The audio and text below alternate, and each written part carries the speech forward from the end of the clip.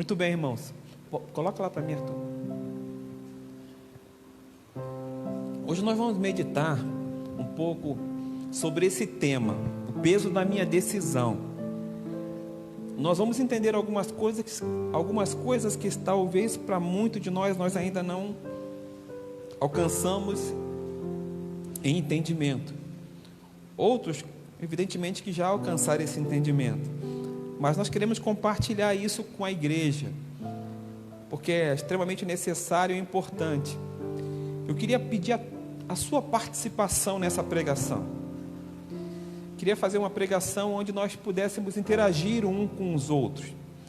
Eu vou pedir para que você preste bastante atenção nessa leitura inicial que nós vamos fazer, porque o entendimento dessa mensagem, ela se dá muito também pelo entendimento da leitura inicial. Então nós vamos ler juntos e eu vou perguntar depois, tá, para os irmãos. Vamos fazer uma pregação bem interativa com a participação dos irmãos, até para a gente poder levar em consideração a questão de que os irmãos entenderam ou não entenderam. Então nós vamos ler nesses livros, no livro de 2 Crônicas. Eu vou colocar aqui, por favor, Arthur, coloca para mim aqui a primeira leitura, que é a 2 Crônicas, no capítulo 7, do versículo 17 até o versículo 20. Se você quiser marcar, anotar, para depois você ler também a respeito, eu queria ler com você e queria que você prestasse muita atenção, ok? 2 Crônicas, no capítulo 7, do versículo 17 até o versículo 20. Nós vamos fazer então a leitura. Diz assim: e se você andar segundo a minha vontade, como fez seu pai Davi, e fizer tudo o que eu lhe ordeno, obedecendo aos meus decretos e às minhas leis, firmarei o seu trono, conforme a aliança que fiz com Davi, seu pai, quando lhe disse: você nunca deixará de ter um descendente para governar Israel. Mas se vocês se afastarem de mim e abandonarem os decretos e os mandamentos que lhe dei, e prestarem culto a outros deuses e adorá-los, desarraigarei Israel da minha terra que lhes dei, e lançarei para longe da minha presença esse templo que consagrei ao meu nome. Farei que ele se torne motivo de zombaria entre todos os povos. Amém? Bom, nesse texto aqui, Deus está falando com Salomão, filho de Davi. Tá? Eu queria perguntar, segundo a nossa leitura, eu quero fazer uma pergunta para você. Tá? Deus está falando aqui da vontade dele. Ele falou: é minha vontade. Olha lá, ó. E se você andar segundo a minha vontade, tá? O texto, ele está mostrando então algumas coisas bem interessantes que nós precisamos entender.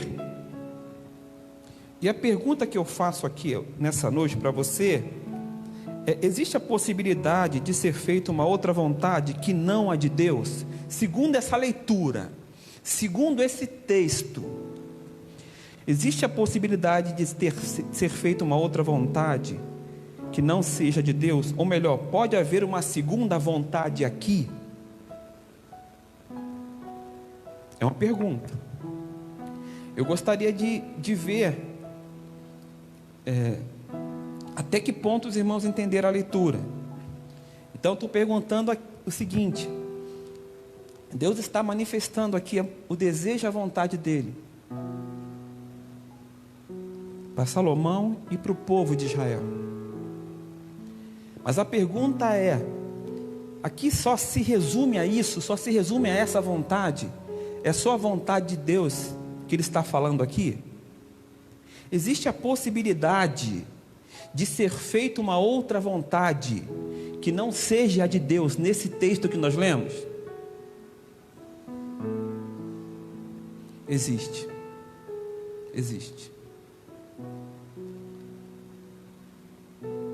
Se você andar segundo a minha vontade, como fez seu pai Davi, se você andar segundo a minha vontade. Mas se vocês se afastarem de mim, então há uma possibilidade ou não de se afastar de Deus e não se fazer a vontade dele. Há ou não? Sim. Então quer dizer que a vontade do homem pode prevalecer nessa condição? Pode prevalecer? Sim. Sim. As coisas não vão acontecer na nossa vida só pela vontade de Deus. Não vão acontecer mera e exclusivamente porque Deus quer. Existem textos bíblicos, exemplos bíblicos, e nós vamos ver depois esses exemplos, porque nós queremos mostrar o que Deus quer para nós. E tudo começa por uma escolha. Eu coloquei ali o peso da nossa escolha, o tema, o peso da minha decisão, que também poderia ser o peso da minha escolha. Tudo começa por uma escolha. Escolha é um padrão a ser seguido. O processo inicia-se com uma escolha. Porque Deus quer, Ele sinaliza com palavras e com promessas. Mas nós não podemos ficar passivos. Nós não podemos ficar passivos. Deus, através da palavra e através da promessa dele, Ele manifesta, Ele sinaliza a vontade dele. Mas nós podemos sentar e esperar e não fazer absolutamente nada. Você está lembrado daquela passagem bíblica que diz que Deus falou para Moisés: olha, vai livrar o meu povo do Egito, porque eu vou levá-los para uma terra que mana leite e mel. É a terra da promessa, terra prometida. Mas teve que haver toda uma ação de Moisés e depois de Josué para conduzir o povo para a terra prometida. Por mais que houvesse uma promessa da parte de Deus, e houve uma promessa de fato, eles não sentaram e não descansaram e não esperaram, porque na verdade a promessa já havia sido feita. Deus já estava manifestando a vontade dele através da palavra dele, e aqueles homens e aquele povo não poderia necessariamente sentar e esperar, porque a promessa já havia sido dita, já havia sido feita. Passa para mim mais uma. Não, volta para mim. Aqui. Volta mais um. Aqui é a vontade de Deus. Qual era a vontade de Deus? Olha só a vontade de Deus. Se vocês me obedecerem, firmarei o seu trono, conforme a aliança que fiz com seu pai Davi, quando lhe disse: nunca deixará de ter descendente para governar Israel. Deus estava fazendo uma promessa a Salomão, e uma promessa também ao seu povo, mas eles deveriam obedecer, eles deveriam se afastar de adorar outros deuses, senão Deus iria tirar eles da terra e lançar longe da presença dele. E esse templo que foi consagrado a Deus por Salomão, farei que ele se torne de zombaria entre os povos. Então Deus estava manifestando o desejo dele de fazer com que o povo permanecesse na presença dele. Essa era a vontade de Deus. Agora passa para mim mais um. Olha o que aconteceu. Os babilônios, lá em 2 Crônicas, no capítulo 36, ainda falando desse templo luxuoso, suntuoso, o texto diz em 1 Crônicas, no capítulo 36, do versículo 19 e 20, diz assim: os babilônios incendiaram o templo de Deus e derrubaram o muro de Jerusalém. queimaram todos os palácios, destruíram todos os utensílios de valor que havia neles. Nabucodonosor levou para o exílio na Babilônia os remanescentes que escaparam da espada para serem seus servos e dos seus descendentes até a época do domínio pérsio. Pergunta: essa era a vontade de Deus, irmãos? Que ele manifestou lá em 2 Crônicas, no capítulo 7, essa era a vontade de Deus? Que acontecesse isso? Passa para mim mais uma. 1 Timóteo, no capítulo 1, versículo 18, diz assim: Timóteo, meu filho. Paulo escrevendo a carta a Timóteo, falando a Timóteo: Timóteo, meu filho, dirijo essa orientação a ti, levando em consideração o que as profecias anunciaram a teu respeito. Com base nelas, luta o bom combate. Havia uma promessa para Timóteo. Havia uma promessa de conquista. Havia uma promessa de presença de Deus. Havia uma promessa dele ser alguém influente levando a palavra de Deus. Mas ele precisava, por conta de uma promessa que foi dada a ele, ele teria que sentar e descansar e esperar o cumprimento dessa promessa. Paulo diz para ele, com base nessas promessas, com base nelas, luta o bom combate. Poxa, mas Deus não prometeu, então eu não posso sentar e esperar.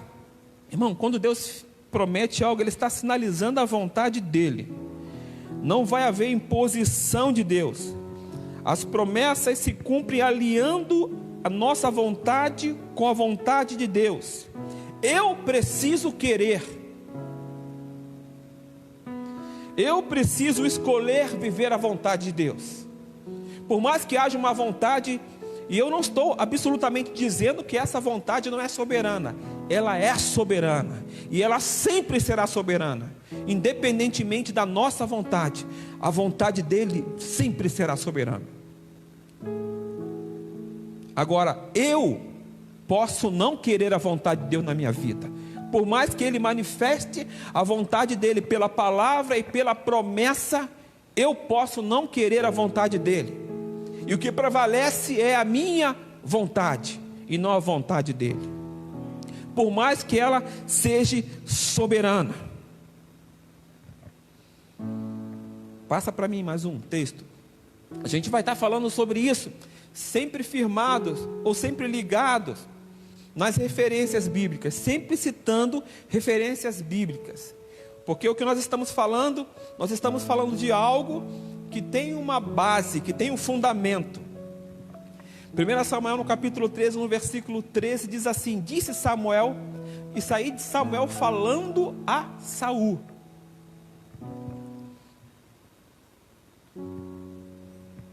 Disse Samuel: você agiu como tolo, desobedecendo ao mandamento que o Senhor lhe deu. Se você tivesse obedecido, ele teria estabelecido para sempre o seu reinado sobre Israel. Deus sinalizou a vontade dele para o rei Saul. Deus sinalizou. E aqui nós temos a prova disso.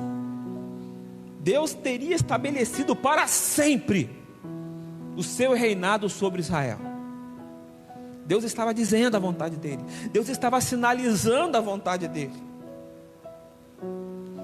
Mas, para que de fato acontecesse o cumprimento da palavra, o cumprimento da promessa, a vontade de Saul deveria estar alinhada com a vontade de Deus. E não estava alinhada. E não estava alinhada à vontade de Deus. E nesse caso aqui, irmãos, nós já entendemos qual era a vontade de Deus, que era estabelecer o reino de Saul para sempre. Prevaleceu a vontade de Deus aqui? Prevaleceu a vontade de Deus? Não, né? Não prevaleceu. Por que não prevaleceu? Porque a vontade de Deus era estabelecer o reino de Saul para sempre. E Saul, ele foi omisso, ele foi desobediente, ele foi talvez imprudente no seu reinado.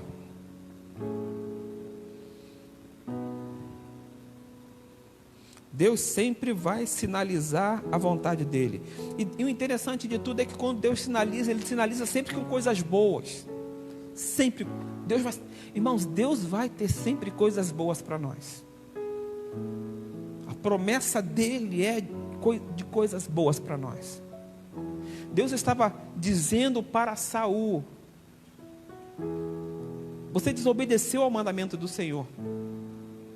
Deus estava dizendo através do profeta Samuel: se você tivesse obedecido, Ele teria estabelecido para sempre o seu reinado sobre Israel.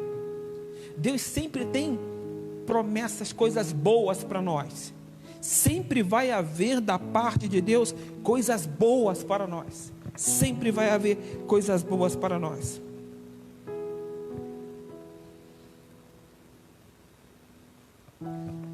Ali em Jonas, no capítulo 1, no versículo 1 até o versículo 3, esse texto nós já conhecemos. Deus falando para Jonas: você vai para Nínive. Ele foge para Tarse. Deus manifesta a vontade dele para Jonas, dizendo: eu quero que você vá para Nínive. E ele sai da presença de Deus. Evidentemente que depois tem as consequências, e ele acaba sendo engolido por um grande peixe, e depois acaba tendo que ir para Nínive. E talvez alguns de vocês ou alguns de nós podemos falar assim: mas então não houve uma imposição de Deus quando veio o grande peixe e engoliu a Jonas? Não houve uma imposição da vontade de Deus? Deus não estava obrigando, forçando Jonas a fazer a vontade dele? Absolutamente, irmãos. Ele estava dentro do grande peixe, e ele ficou lá os dias e as noites, 3 dias, e 3 noites, e depois ele se arrependeu. Foi uma ação gerada no coração dele, foi uma ação gerada porque ele conhecia Deus. Agora, ele poderia ainda assim, dentro do grande peixe, continuar com a sua posição de fugir da presença de Deus. Não há imposição, absolutamente. Não vejo dessa forma. Em Gênesis, no capítulo 2, no versículo 17, diz assim: não coma da árvore do conhecimento do bem e do mal, porque no dia que dela comer, certamente morrerá. Quando a mulher viu que a árvore parecia agradável ao paladar, era atraente aos olhos, e além disso desejável para dela se obter discernimento, tomou do seu fruto, comeu e deu ao seu marido, que comeu também.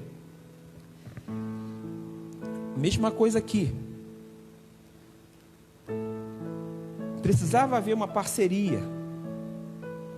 Precisava haver uma parceria. Deus falou: não coma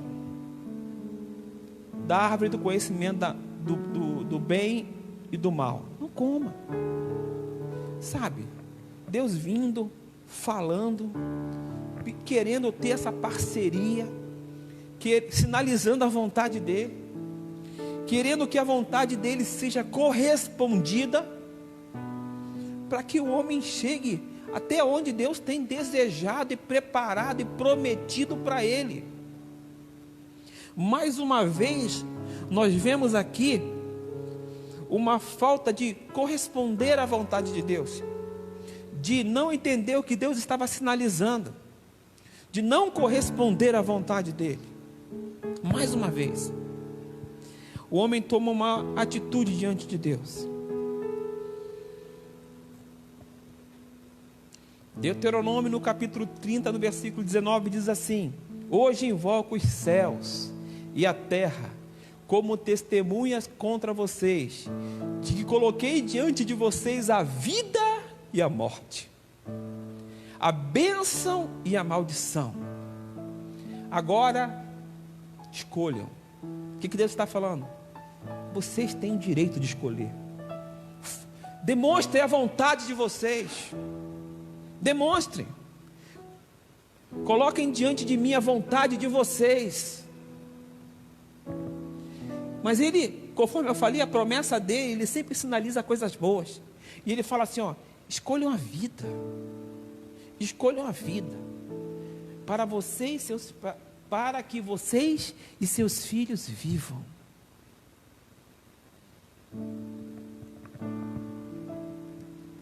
Josué capítulo 24, versículo 15 diz assim: se porém não lhes agradar servir ao Senhor, escolham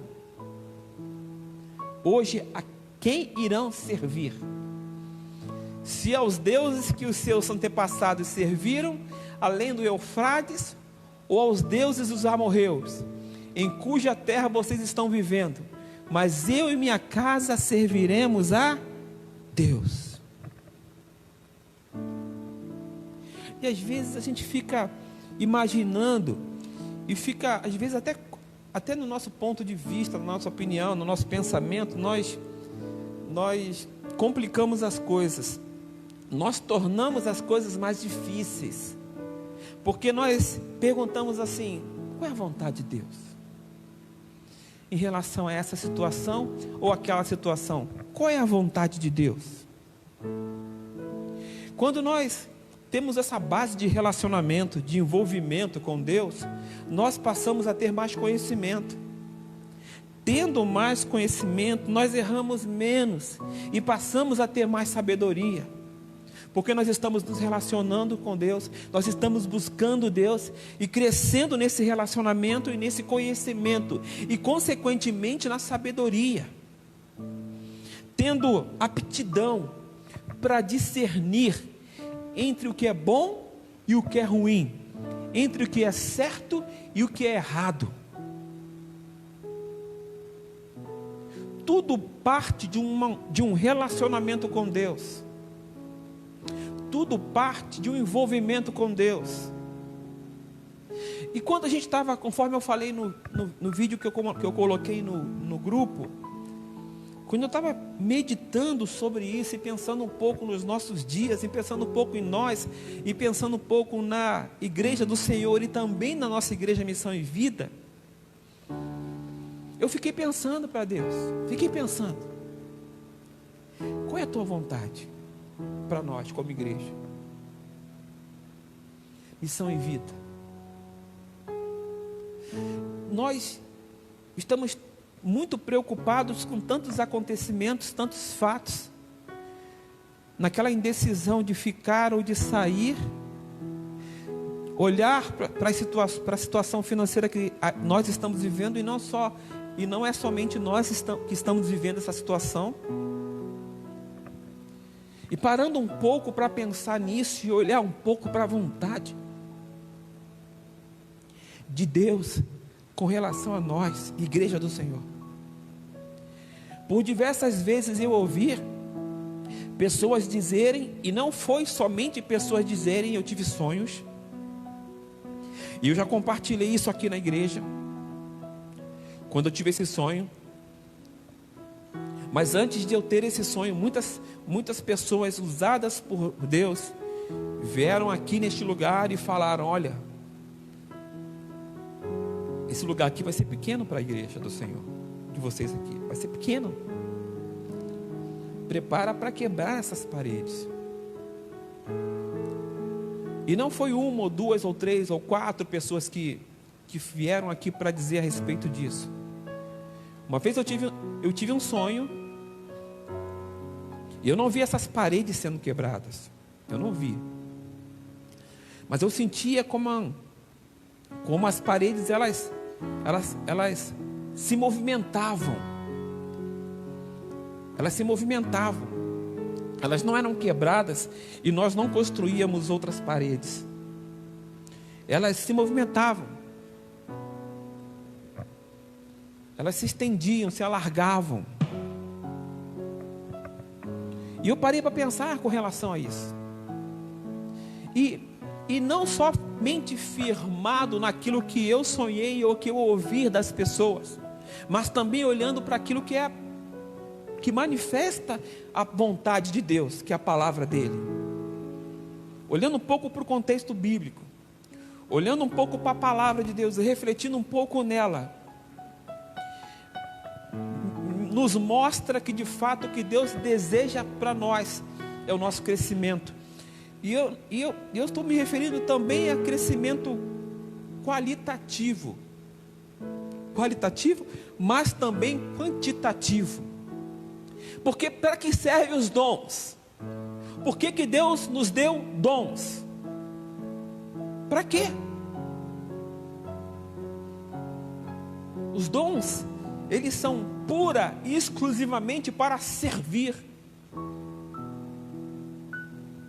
E nós hoje somos um grupo de pessoas que precisamos colocar o nosso dom em prática, exercitar os nossos dons. E nós exercitamos isso quando nós temos pessoas que vão chegando e que nós vamos cuidando dessas pessoas e que nós vamos alimentando elas com a palavra e que nós vamos cumprindo a palavra de Deus, porque nós estamos indo, estamos discipulando, estamos ensinando, estamos preparando, estamos orando, estamos batizando, e nós estamos dentro do contexto da palavra de Deus. E olhando para tudo isso e pensando um pouco sobre nós, igreja, missão e vida, eu fiquei pensando, será que o problema, porque eu já compartilhei isso com os irmãos, né, com os pastores, e inclusive na época que nós estávamos na Vida Abundante, eu compartilhei isso com o pastor Ilcim. Eu sempre falei isso, olha, eu acho que nós estamos num lugar não muito estratégico, não muito bom, muito escondido. Eu pensava dessa forma, que o problema era o lugar que nós estávamos. Talvez um prédio que não tem uma cara de igreja, que não parece uma igreja, um lugar que não há muito movimento. Eu pensava desse jeito, dessa forma, até poder entender melhor e perfeitamente o que Deus está falando. Porque o problema não é o lugar, o problema não é o lugar que nós estamos. Os pastores têm pregado aqui, eu tenho observado a pregação dos pastores, e de uma certa forma o que eu estou falando aqui acaba se enquadrando dentro daquilo que eles têm pregado e têm falado também. O problema é que nós ainda não assumimos aquela responsabilidade diante de Deus. É que nós sabemos da vontade dEle e nós não estamos fazendo a vontade dEle. E nós não estamos vivendo a vontade dEle. Como aqui, nos textos que nós lemos, Deus coloca a vontade dEle, mas Ele precisa também da nossa correspondência, de nós correspondermos a isso, de nós alinharmos a nossa vontade à vontade dEle. E a vontade dEle é que nós façamos o que, irmãos? Preguemos o Evangelho, discipulemos, anunciemos a palavra dEle, em busca de outras vidas, orar por essas vidas, levar as boas novas, dar salvação a essas vidas. Então não é necessariamente uma questão de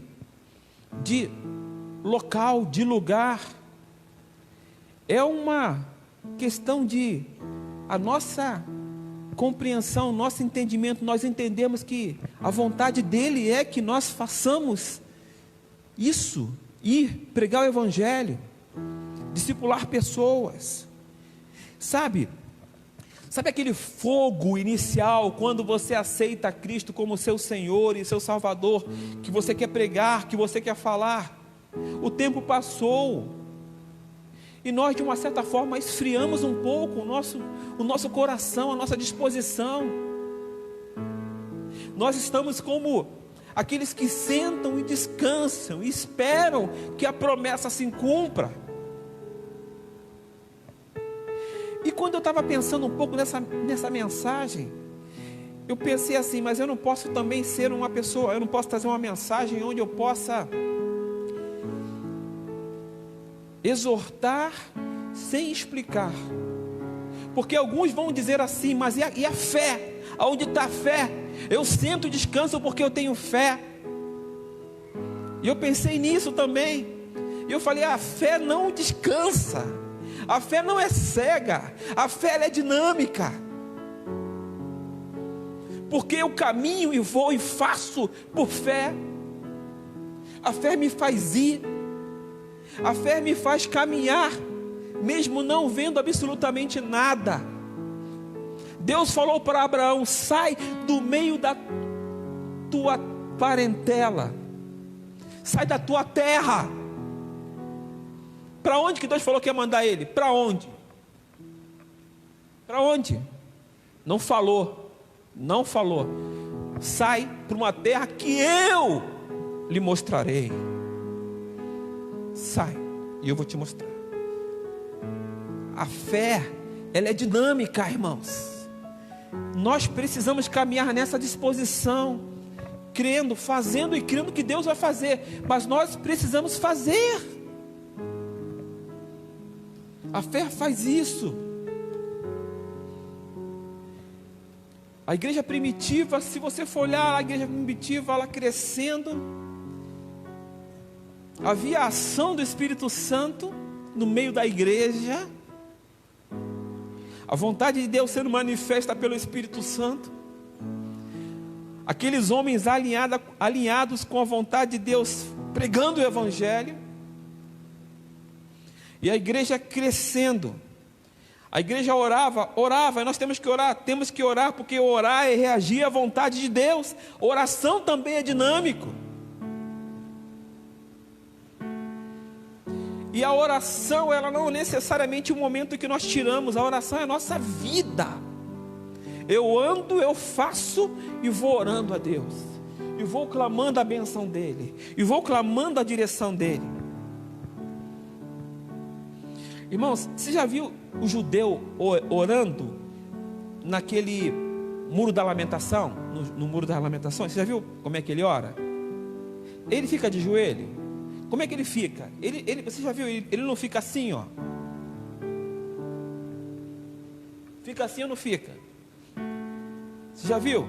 Se você não viu, entra no YouTube e coloca lá, judeu orando no muro das lamentações. A mentalidade judaica, irmão, acredita que quando o espírito ora, o corpo se move também.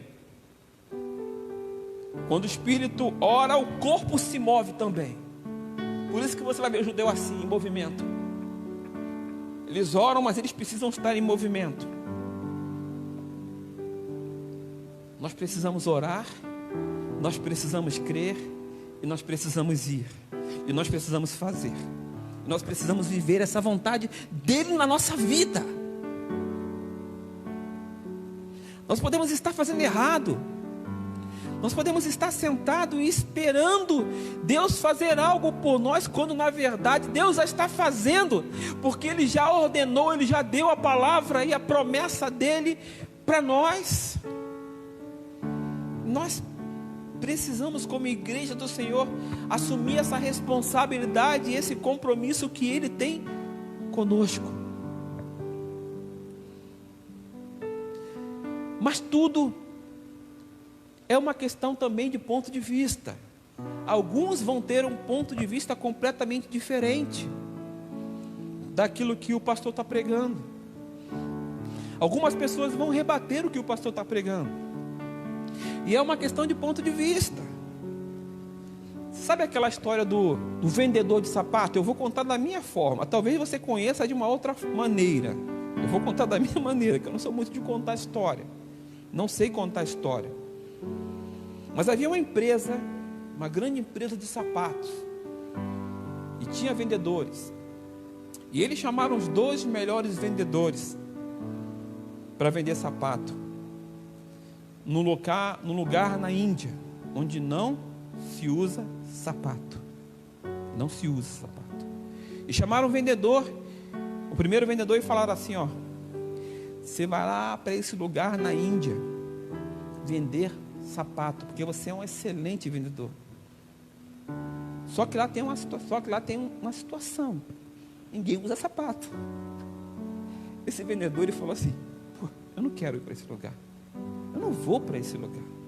Você quer me mandar para um lugar onde ninguém usa sapato? Como é que eu vou vender sapato? Opinião, ponto de vista. Chama outro vendedor e falaram assim para ele: olha, estamos te enviando lá para a África, lá para a Índia, para você vender sapatos num lugar que não se usa sapatos. Puxa vida, cara, eu quero ir. Imagina, eu vou para um lugar que não vende sapato, eu vou vender muito sapato.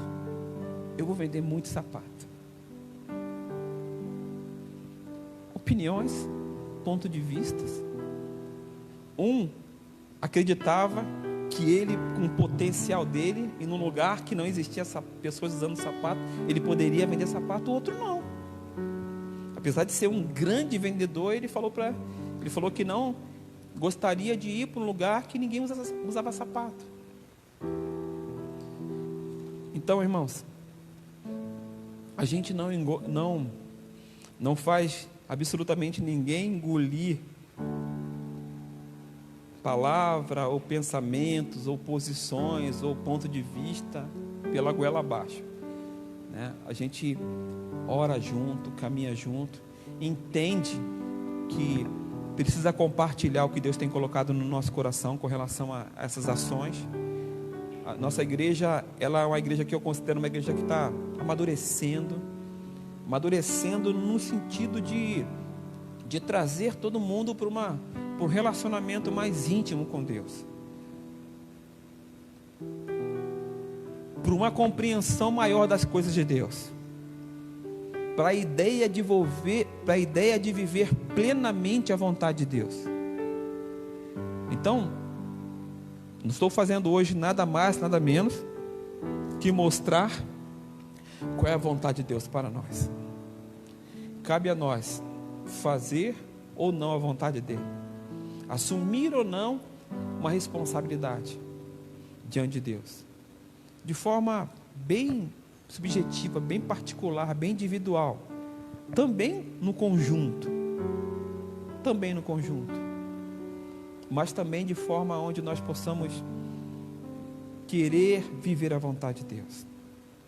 Deus nos abençoe, irmãos. Deus fale a nós ainda de várias formas e de várias maneiras, para que nós possamos entender e compreender isso. A nossa missão, nós estamos cumprindo a nossa missão? É a nossa vontade ou é a vontade de Deus? Qual é a prioridade? Qual é o anseio? Qual é o desejo do meu coração? É conhecer plenamente a vontade dele, os desejos dele, e viver isso intensamente? Ou é o que eu penso, o que eu acho, ou a minha vontade? Que Deus possa nos abençoar de forma plena, nós possamos assumir esse compromisso diante do Senhor. O que você deve fazer, o que eu devo fazer, irmãos, é uma atitude de busca a Deus. Busca a Deus, busque a Deus, e coloque o desejo do seu coração diante dele, e faça, e vai e faz, e faça, e faz.